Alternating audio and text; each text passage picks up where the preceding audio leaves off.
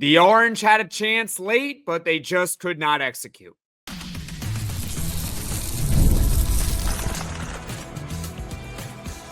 You are Locked On Syracuse, your daily podcast on the Syracuse Orange. Part of the Locked On Podcast Network, your team every day. Syracuse basketball put up a decent fight, but they lose to North Carolina 88-82. I'm Jackson Holzer. This is Locked On Syracuse, and thank you for making Locked On Syracuse your first listen of every single day here on the Locked On Podcast Network. It's your team every day, and we are free and available wherever you get your podcasts. This is a post-game reaction podcast. Syracuse basketball really had a chance down the stretch, but unfortunately, late game execution, no bueno for the Orange. Plus, Syracuse played more bad defense this evening against North Carolina. And at the end of the podcast, we'll talk about the ACC standings. Before we get to everything, this episode is brought to you by FanDuel. Right now, new FanDuel customers can get $150 in bonus bets if your first $5 bet wins. Syracuse basketball came into this game at home against North Carolina, a team that's on the bubble to make the NCAA tournament this season. It's a down year for the Tar Heels. And yet they were still a near double-digit underdog. And to Syracuse's credit, they battled offensively at least. Defense we'll talk about in the next segment. But at least offensively, they tried to keep up. North Carolina is not a very good defensive team, by the way. Bottom 5 in the ACC for what it's worth. But still, I'm glad that Syracuse put up a fight. I'm glad that they were competitive. But this just shows how far the bar has fallen, where I'm just happy that Syracuse was competitive, let alone actually winning this game. They had a chance. Syracuse basketball could have won this game, but once again, we've seen this at times during this season. Georgetown, at Notre Dame, where Syracuse just cannot execute down the stretch of games. First, it was UNC's turn. North Carolina almost blew this game, and if North Carolina led by 8 with less than 2 minutes to go, if North Carolina blew this game, I'm pretty sure the program would have left their head coach, Hubert Davis, in Syracuse in the middle of a snowstorm. I don't think they even let him get on the team playing because he's actually on the hot seat there. I think they might have fired him if North Carolina actually lost this game. Syracuse cuts within 2 after a pair of Eddie Lampkin free throws with 1:01 to play. So the Orange are in decent shape. All right, you get a stop, you get a score, you're tied, or you might even have the lead if your score was a three-pointer, right? But unfortunately, Syracuse basketball's defense, which we'll talk way more about in the next segment, lets them down in a critical point with the Tar Heels up 80-80, less than a minute to play. Elliot Cadeau just puts Jaquan Carlos in a blender. He just blows right by him, spins around him, gets an easy layup to drop. 84-80, North Carolina with 39 seconds to play. All right, so the Orange, they couldn't get the stop. Elliot Cadeau just absolutely embarrassed Jaquan Carlos on that possession. Fine. The Orange are still down 4. You still got a chance. And for those that have been watching or following basketball for a very long time, you know in that situation, you don't need to panic down 4 with less than 40 seconds left. I'm not saying take all the time in the world, but get a good shot. But more importantly, get the best shot, really. The time is important, but not super duper important. But Syracuse, they panic. They panic with 40 seconds left. Kyle Cuff rushes down the other end, takes a contested left wing 3 that, of course, does not go in. Now, I appreciate Kyle Cuff on this possession trying to score fast. Ideally, you do want to score fast. But at the same time, A, you're down 4. You don't need a three-pointer. You don't need it yet. So get the best shot. And B, why is Kyle Cuff the one shooting the ball? Kyle Cuff in this game played 7 minutes. He played 7 minutes. He was on the floor at the end, I'm assuming, for defense. But why is he the one that has to shoot that? He's a 30% three-point shooter. So A, he's rushing, and B, he shouldn't be the one shooting that to begin with. He should not be taking a clutch shot. Was he the same one or was it Lucas Taylor that took a clutch shot against Notre Dame earlier this season? And it's just the wrong player with the ball in their hands in that moment. In that situation, ideally what you need to do if you're Syracuse is, again, you take the best shot down 4 with 39 seconds left. Ideally, the ball was in the hands of one of your two best players on offense. Eddie Lampkin or JJ Starling would have been my two preferred options. But instead, no, of course they don't do that. And it gets worse because North Carolina, they start hitting free throws and the game starts getting out of hand. And then, again, Syracuse doesn't really understand the situation. Now, there's less than 20 seconds left. You're down 6 points to North Carolina. Now you need a three. A three-pointer is a necessity at this point in the game. There is just not enough time on the clock to hit a two-pointer, foul, hit a three, foul. It's just too much time. There's not enough possessions in the game. So, of course, knowing Syracuse, Eddie Lampkin scores a two-point shot with 12 seconds left. Syracuse was down 6 at the time. Now they're only down 4. Congratulations. You still lost. You still have no chance. Just poor late game execution after UNC was trying to give you the game. North Carolina was trying to have a really embarrassing upset. They were up 8 as a near double-digit underdog with less than 2 minutes to go. They tried blowing it. They really did. And I am sure that on Locked On Tar Heels, there are going to be comments about Hubert Davis in the comment section of their post-game show. Shout out to Isaac Shade.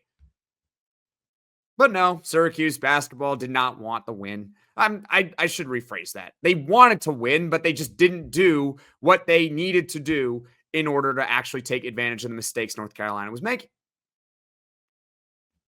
Poor late game execution. What else is new for Syracuse basketball?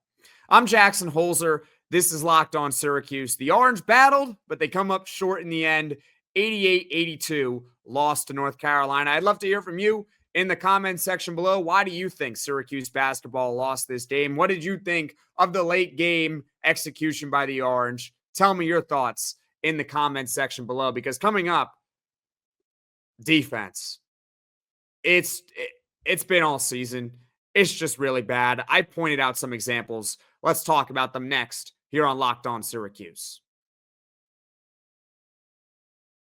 Looking to optimize your nutrition this year? Factor makes eating well easy with chef-prepared, dietitian-approved meals that are fresh, never frozen, and ready to heat and eat in just 2 minutes. With 40 options across 8 dietary preferences every week, you can customize your meals to fit your lifestyle, whether it's Calorie Smart, Protein Plus, or Keto Plus. Factor even offers wholesome smoothies, breakfasts, and grab-and-go snacks to keep you fueled all day long.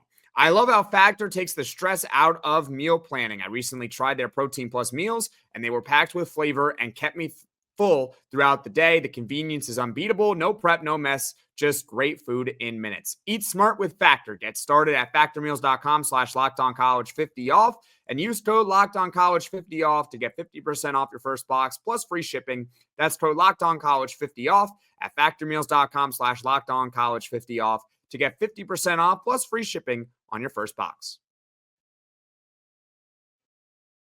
I'm Jackson Holzer, and this is Locked On Syracuse. And folks, if you enjoy this podcast, if you can just do me a favor, hit that subscribe button and just tell 1 or 2 of your closest Syracuse friends about the podcast. It helps the channel grow and reach all Syracuse Orange fans. Plus, it's completely free, and it allows the channel to show up directly on your feed. We are talking about Syracuse basketball's loss to North Carolina this evening, 88-82 inside the Dome. And the late game execution for the Orange, as we just talked about, was simply not there. North Carolina tried to give Syracuse the game, but they could not make the plays to take advantage of North Carolina's mistakes. Now let's talk about the poor defense for the Orange, because Syracuse's offense, 82 points, I would say that's pretty good, and it was not inflated by a bunch of free throws in the end. I mean, they really had a chance to tie or take the lead in the end of the game, so they were not empty calorie points. Syracuse basketball shot 44% from the field. All right, that's okay.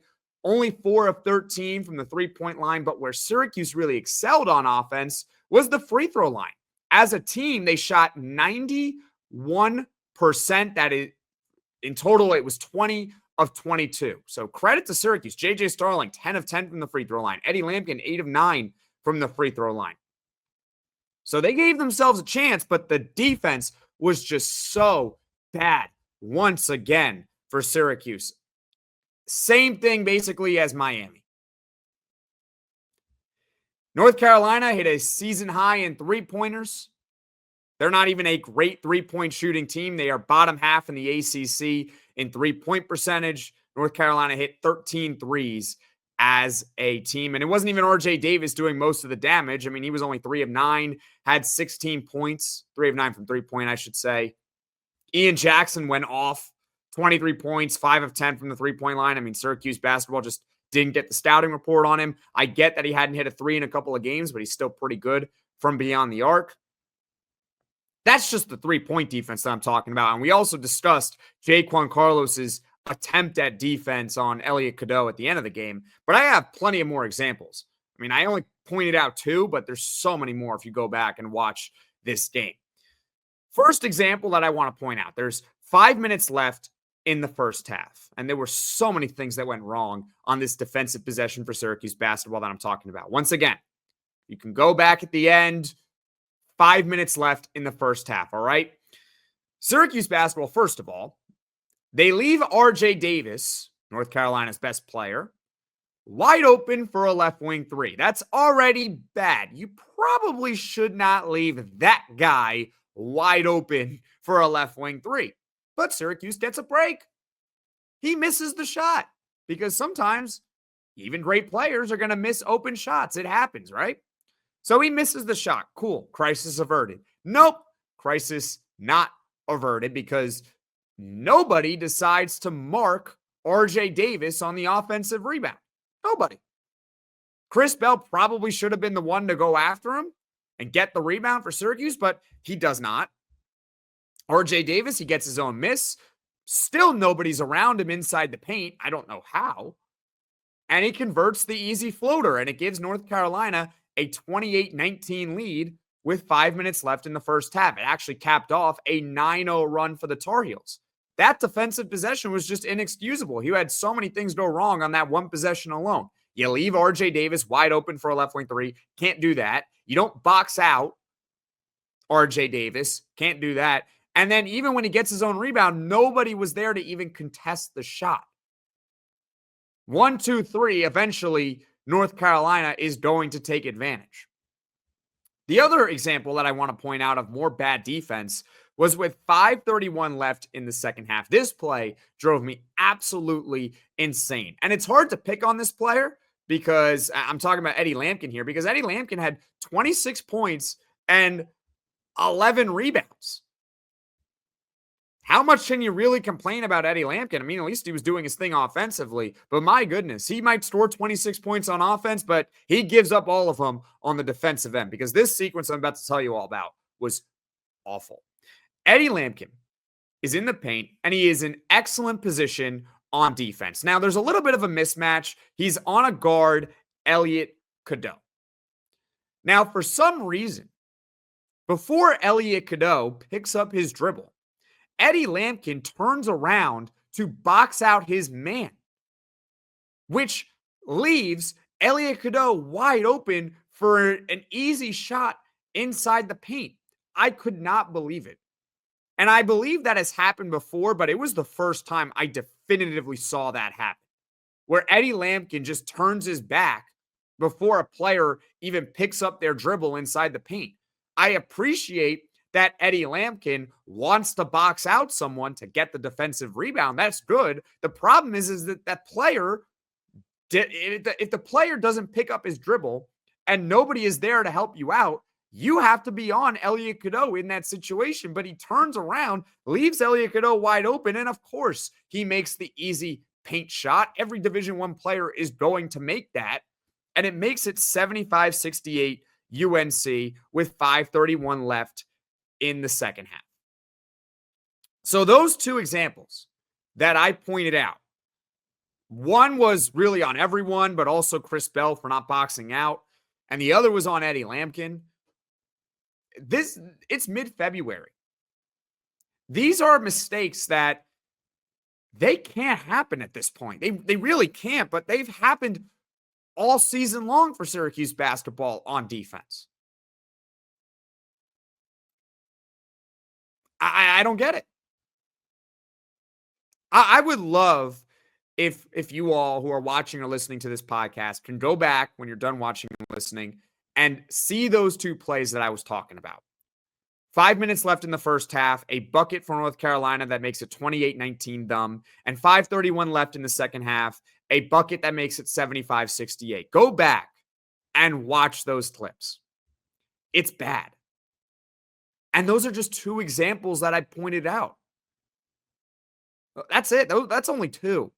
Trust me, there were plenty of others leaving guys wide open for three-pointers. I mean, hello, you want to guard Ian Jackson every once in a while? Funny enough, they actually decided to guard him at the end of the first half, and lo and behold, he shoots a three-pointer in the right corner that hits the side of the backboard. See what happens when you guard someone? They're just a poor defensive team, like really, really poor. And that's part of the reason why Syracuse basketball is in the state that it is in. It cannot play on defense, and they do not have enough offense to be able to overcome it. I brought up the example, I believe it was the year 1989, where they were not a good defensive team statistically, but guess what? They had 6 NBA players on the roster. You can overcome a poor defense with one of the best offenses in the country. Syracuse basketball cannot. It's as simple as that. So late game execution dooms Syracuse against North Carolina. Poor defense dooms Syracuse against North Carolina. Coming up, we'll talk about Syracuse and where they stand in the ACC. So stick with me here on Locked On Syracuse. When the game tips off, the NBA action is just getting started, and there's no better place to get in on it than FanDuel, America's #1 sportsbook. With FanDuel, you can place live bets throughout the game, so even if you miss the opening tip-off or want to bet on a fourth quarter comeback, you can stay in on the action. And if you're looking for a bigger payout, you can even combine your live bets into a same-game parlay. I love using FanDuel's live betting feature because it keeps every moment of the game exciting, whether I'm backing my team for a late-game rally or picking a player to hit a clutch three. I never feel like I miss my chance. Plus, the app is easy to use, and when you win, you get paid instantly. Right now, new FanDuel customers can get $150 in bonus bets if your first $5 bet wins. Just visit FanDuel.com to join today. That's FanDuel.com for your shot at $150 in bonus bets. Make every moment more with FanDuel, the official sports betting partner of the NBA. Syracuse basketball loses inside the dome to North Carolina 88-82. And, well, it was not a great day for the Orange as far as getting into the ACC tournament. Syracuse basketball lost. That is not good. They are now 5-10 in the ACC. But what really hurts, that lead that Syracuse had, it's starting to shrink ever so slightly because NC State won earlier today. So now they have 3 conference wins and are 3-11 overall. That means that Syracuse basketball is a game and a half up on NC State now. I guess there is some good news. Cal lost, so they're 5-10 in the ACC, just like Syracuse. They do probably have at least one more win on their conference schedule. They play BC at home on March 1st. So in all likelihood, Cal will get to 6 conference wins. Either they just beat Boston College or somehow pull off an upset in their other remaining games. I guess that was good news for the Orange in that regard, that Cal keeps losing, right? Again, that Cal win for Syracuse was just so important as far as getting into the conference tournament. It was so important. The way I look at the conference is this. If Syracuse basketball beats NC State on February 26th, that'll probably be enough because it's a 2-game swing, right? In this very moment, let's say that Syracuse and NC State were playing tomorrow. If Syracuse were to win, they would have 6 conference wins and NC State would only have 3. You're in good shape right there. There's not a lot of games left, by the way. There's only like 5 or 6 left for Syracuse at this point. Right? So if you beat NC State at home, that is probably enough to get Syracuse in the ACC tournament. However, if they lose to NC State at home, oh boy, that's where it really gets tricky for Syracuse basketball. Because if you look at their remaining schedule, they do have only 5 games remaining now after the loss to North Carolina. At Pitt on Tuesday, February 18th, so that's 3 days from now. I don't know about that one. Pitt is trying to fight its way into the NCAA tournament. They're also on the bubble. That is a can't-lose game for Pitt. If Pitt loses that game to Syracuse, they're probably out. They probably then at that point need to win the ACC just to have a chance, just to get in to the NCAA tournament. Of course, if you win your conference, you're automatically selected, right? Then you got NC State. That's a very important game for Syracuse. After that, for the Orange, they got 2 road games. At Virginia Tech, at SMU. I don't see Syracuse winning either of those, which leaves the very end, Virginia at home. Ideally, if Syracuse beats NC State and Virginia, they're a lock to be in with 7 conference wins. I don't see how Syracuse doesn't get in with 7 conference wins, but at least if you beat NC State and you get that tiebreaker over them, you're in good shape to make the ACC tournament. So that's where the Orange sit now, following the loss to North Carolina. It was an expected loss. It would be nice if Syracuse could have just pulled it out. They almost did, but they lost. Now they're 5-10 in the ACC. Like I said, how important the Cal win was. This also goes to show you how disappointing the Miami loss was, because if they had just beaten Miami, you don't have to worry about a scheduled loss against North Carolina, right? So that's where the Orange sit with just 5 games left in the regular season. I really hope that the Orange make the ACC tournament. And here's my reason why. I really don't want to deal with the embarrassment of missing the conference tournament. I think that's so embarrassing that you can't be top 15 of 18. I don't care what program you are. That is really rock bottom for the Orange if they miss it. So I don't want them to miss it. I forget about the miracle run. They're not going to go on a miracle run, but at least just make it to make it. And by the way, even if they were to miss, say Syracuse basketball loses out, they finish with 5 conference wins, and that ends up being bottom 3 in the conference, I don't think that's going to get Adrian Autry fired either. I think no matter what, Adrian Autry is going to get a 3rd year, so we might as well root for them to win. And then avoid the embarrassment of missing the ACC tournament. So that about does it for where Syracuse stands in the ACC. We talked also a lot about the game, the bad defense, poor late game execution. I love to hear from you in the comment section below. I'm Jackson Holzer. This is Locked On Syracuse. As far as what is coming up on the podcast in the future, I will be back on Monday with a full podcast. The next basketball game for Syracuse is against Pitt on the road Tuesday at 7 p.m. Eastern. So be on the lookout for that. There will be a full post-game reaction podcast here on Locked On Syracuse. And thank you for making Locked On Syracuse your first listen today. For your second listen, check out the Locked On ACC podcast. Alex Dono and Kenton Gibbs keep it real and bring you the truth about where your favorite ACC team stands within the conference. You can find Locked On ACC on YouTube or wherever you get your podcasts. Also, by the way, be sure to check out Locked On Tar Heels with Isaac Shade after Syracuse just lost to UNC. All right, everyone. Thank you all so much for watching. Thank you all so much for listening. If you like this podcast, be sure to hit that like button. If you really enjoy the podcast, be sure to hit subscribe. Tell all your friends about Locked On Syracuse so this channel can grow and reach all Syracuse Orange fans. Everyone, take care.